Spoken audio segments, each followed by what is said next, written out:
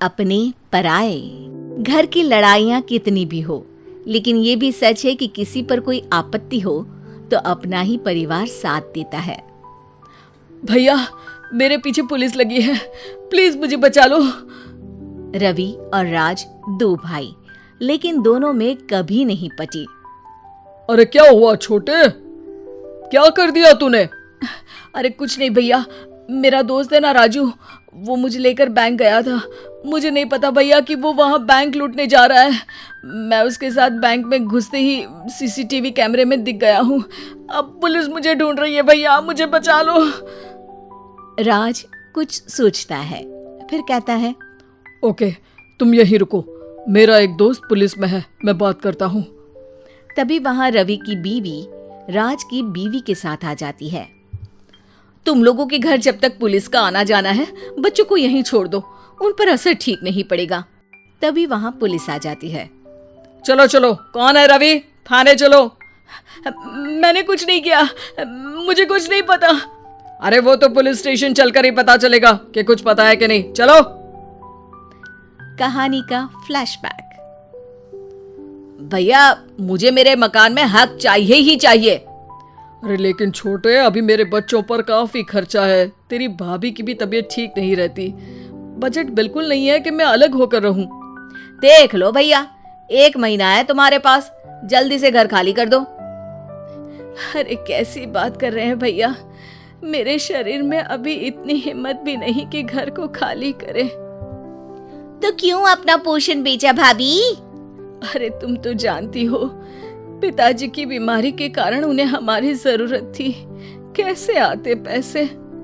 ससुर जी तो बूढ़े थे भाभी, उनकी बीमारी में भी पैसे लगाना कौन सा अकल का काम था। तो क्या पिताजी को मैं मरने के लिए छोड़ देता? अरे रवि, तू तो समझ, पापा को हमारी जरूरत थी, उन्होंने हमारे लिए हर वो काम किया जिससे हमें खुशी मिले। बैक टू रवि, जो जेल में बैठा है। ये मैंने क्या कर दिया था? मैं ना पिता का हुआ ना ही भैया का। मेरे साथ जो हो रहा है ठीक ही हो रहा है। तभी वहां पुलिस वाला आता है। रवि, तुमसे कोई मिलने आया है। भाभी, आप यहाँ क्यों आई? पुलिस स्टेशन है ये भाभी। भैया, आपकी जगह मेरा भाई होता तो क्या मैं नहीं आती? अच्छा, ये खाना ले लीजिए, खा लीजिएगा। आपके भैया लगे हैं वकीलों और पुलिस वालों से बात करने में, डरने की कोई बात नहीं। जब आपने गुनाह किया ही नहीं तो सजा भी नहीं मिलेगी। रवि भाभी को देखकर रोने लगता है।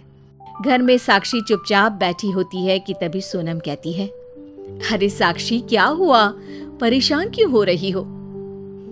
भाभी, अभी अभी पुलिस स्टेशन से खबर आई है, इन्हें बड़े जेल में शिफ्ट किया जा रहा है। मैं क्या करूंगी भाभी? रो मत, हम अच्छे से अच्छा वकील करेंगे। लेकिन उसमें तो बड़े पैसे लगेंगे दीदी, हम इतना पैसा कहाँ से लाएंगे? अरे क्यों, ये मकान है ना, और मेरे कुछ गहने भी है। साक्षी की आंखों में पानी आ जाता है। पर दीदी, ये तो आप और भैया की मेहनत की कमाई है। पापा के बाद भी तो हम लोगों का सब खत्म हो गया था।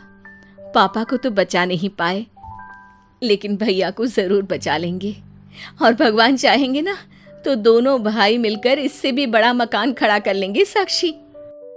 थोड़ी देर में राज वहां आता है। सोनम सही कह रही है साक्षी, पैसों की कमी के कारण किसी भी बेगुनाह को सजा नहीं मिलती। राज एक अच्छा सा वकील करता है। सोनम और साक्षी बचाए पैसे और अपने गहनों को बेचकर रवि का केस लड़ते हैं और जल्द ही रवि जेल से बाहर आ जाता है।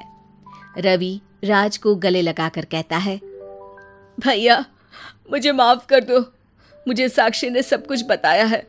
भैया, आपने मुझ पर विश्वास किया, मेरे लिए दिन रात मेहनत की, भाभी ने अपने गहने तक बेच दिए। भैया, आपने तो पापा के लिए भी पैसे नहीं देखे, लेकिन मैं बहुत ही सेल्फिश निकला। भैया, एक आखिरी बार मुझे माफ कर दो, मैं शर्मिंदा हूँ। अरे भाई, अपने तो अपने ही होते हैं, पापा ने हमारे लिए क्या नहीं किया ये तुम्हें बताने की जरूरत नहीं है मुझे। और फिर तू तो मेरा भाई है। पैसे से बढ़कर रिश्ते होते हैं भाई।